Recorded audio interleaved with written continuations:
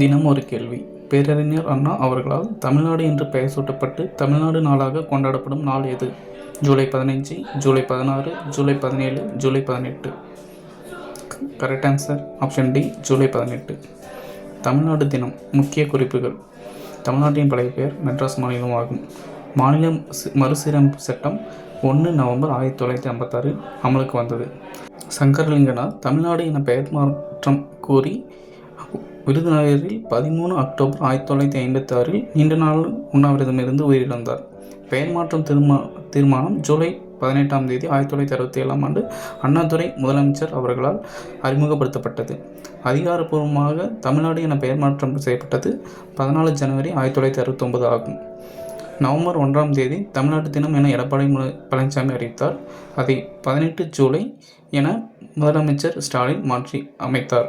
Thanks for வாட்சிங்.